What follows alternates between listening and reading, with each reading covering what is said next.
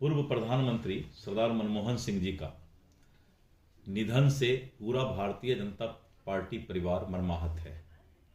सरदार मनमोहन सिंह जी एक अच्छे अर्थशास्त्री और साथ ही एक अच्छे राजनीतिज्ञ थे।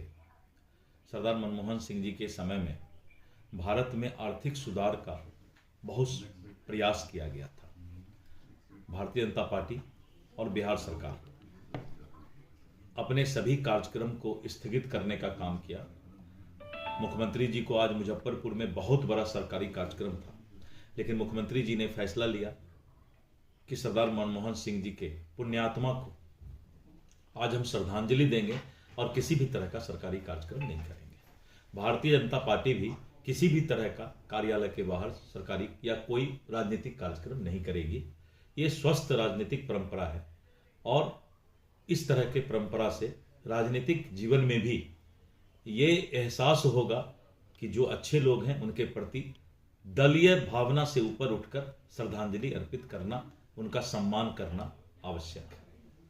सर, कल बीपीएससी अभ्यर्थियों को समर्थन देने के लिए प्रशांत किशोर पहुंचे और कहें कि आज जो है बीपीएससी कार्यालय। देखिए, मैं बताता हूँ, इन लोगों का कोई राजनीतिक जनाधार नहीं है और राजनीतिक जनाधार नहीं होने के कारण ये लोग पता करते रहते हैं कि सरकार के खिलाफ कोई आंदोलन हो और सरकार के खिलाफ कोई मामला बने तो इन लोगों का काम है आग में जाकर घी डालना।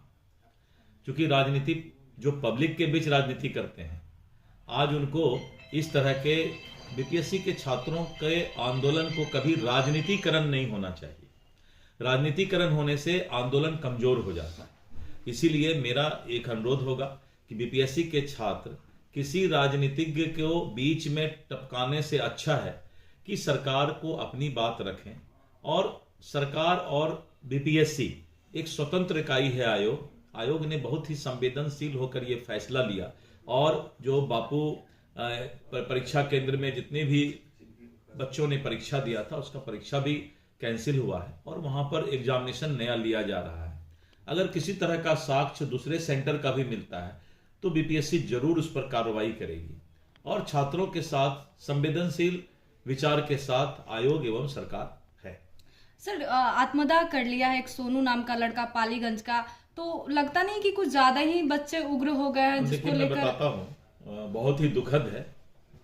किसी भी बच्चा किसी का है तो सबका है।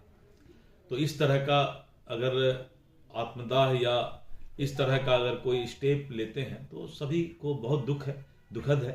लेकिन हर वक्त जो है कोई भी आयोग या कोई भी संस्था या सरकार भावनात्मक तरीके से आंदोलन का फैसला नहीं लेती है। वो तो साक्ष्य और जो न्याय के आधार पर ही फैसला लिया करती है। लेकिन युवाओं का एनडीए सरकार से भरोसा टूटता नजर आ रहा है। सर, लोग कह रहे हैं कि 2025 में दिखा देंगे जिस तरीके से युवाओं की जिंदगी से खिलवाड़ कर रहे हैं एनडीए सरकार। देखिए, मैं बताता हूं आपको, ये शब्द किसी विपक्ष के नेता का हो सकता है।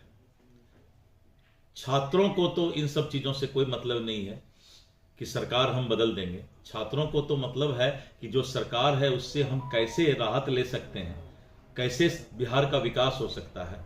युवाओं को इनसे मतलब है। आयोग क्या कार्रवाई करेगी सर? आखिर उनके पक्ष में होगा कार्य? आयोग स्वतंत्र इकाई है। आयोग के बारे में हम लोग कुछ नहीं बोल सकते। एग्जाम को लेकर अभी भी अभ्यर्थी अड़ंग है और कह रहे हैं जब तक मैंने कहा ना कि आयोग स्वतंत्र इकाई है और सरकार संवेदनशील है। जब भी कोई साक्ष्य मिलेगा तो निश्चित रूप से छात्र के हित में फैसला लिया जाएगा।